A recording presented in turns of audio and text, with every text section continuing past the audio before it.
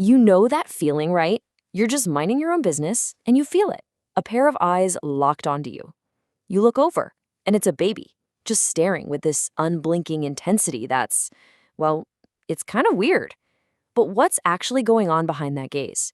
It turns out it's one of the most incredible things a human brain ever does. I think we've all been there. It feels like they're not just looking at you, but straight through you. And sure, there are some simple explanations, but the real neuroscience behind that stare, it's way more amazing than you probably think. All right, so let's start with the theory most of us have heard. You know, the common wisdom. It sounds pretty logical on the surface, but it's only a tiny piece of a much bigger puzzle. So the story usually goes that babies stare because their vision is fuzzy, and our faces are just these high-contrast, interesting blobs that are easy to focus on. But here's the thing. The science tells a totally different story. It's an active choice. From pretty much the moment they're born, babies have this biological drive, this built-in need to lock onto faces. It's not just something that happens to them, it's their number one priority. And this is exactly why that whole blurry vision idea just doesn't hold up. Look at this timeline. Right at birth, their vision is perfectly focused to see your face when you're holding them. But check out how fast that changes. By just 3 or 4 months, they can see clearly all the way across the room. They could be staring at the TV, the family pet, anything. And yet, what do they choose? They choose your face over and over again. That's a preference, not a limitation. So, okay, if it's not just about fuzzy eyesight, then what in the world is going on in that little brain? Well, it turns out that intense stare is basically the most important job an infant has. That stare, that's some serious cognitive heavy lifting. Their brain is firing on all cylinders. They're literally pulling information from your face to build a map of the world in their mind, creating these things called engrams, which are basically physical memory traces. They're also like tiny scientists, constantly running experiments. Their brain makes a guess about what you'll do next, and their gaze is them collecting data to see if they were right. They're using your expressions to figure out, is this safe or is that scary?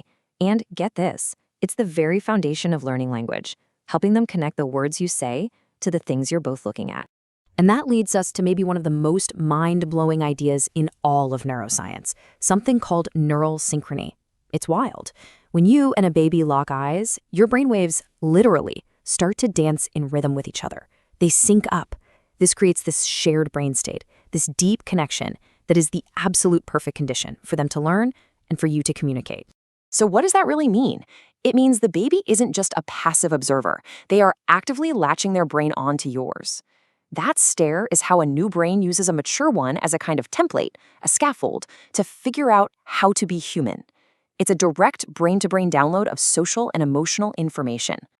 Now, how can we be so sure this connection is that important? Well, that brings us to a landmark experiment, one that totally rewrote the book on how babies develop.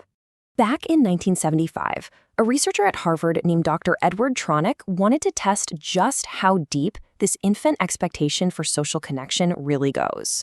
What he found was so powerful and the baby's reactions so gut-wrenching that people still debate it today.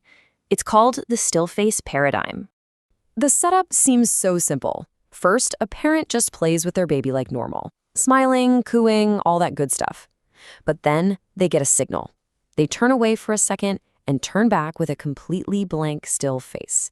No emotion, no response, for 2 very, very long minutes. And then finally, they re-engage and comfort the baby. The whole point wasn't what the parent did, but how the baby reacted. And that reaction? It's immediate. The second that connection is broken, the baby knows something is deeply wrong. And they get to work. They try everything they can think of to get a response back. They smile, they point, they make little noises. Researchers call these social bids. They're active, almost desperate attempts to win back that connection they know should be there. But as those seconds tick by with no response, something profound happens. You can see it right here in the data. Look at these charts on the left. As the time goes on, the baby's smiles and positive gestures just plummet. Now look at the chart on the right. Taking their place, crying and distress signals that just shoot through the roof. Eventually, the baby just kind of gives up and slumps over. This proved it, beyond any doubt. Babies aren't just passive blobs. They are born with a deep, powerful, hardwired expectation that when they reach out socially, someone is supposed to reach back. So, what's the big takeaway here? Why does understanding the science behind that baby stare really matter so much? Because it means that every single time you meet that gaze, you're doing something profound. And listen, that is not a metaphor. Studies show that infants who get more of this responsive face-to-face time have measurably more development in their prefrontal cortex. Just the part of the brain in charge of regulating emotions, making decisions, and all complex social stuff. Every time you return that gaze, you are physically taking part in building their brain. Think about it like this. A baby is using your calm, regulated nervous system to figure out how to manage their own. They are looking to your face to decide if the world is safe, to learn how to connect with others. In those critical early months, you are basically the external hard drive that runs all their social and emotional software. So the next time you feel those intense little eyes locked onto you, you'll know exactly what's going on. It's not a weird, blank stare. It's an invitation. It's a request to connect, to teach, and to build a mind, one shared look at a time. The only real question left is, what will you build?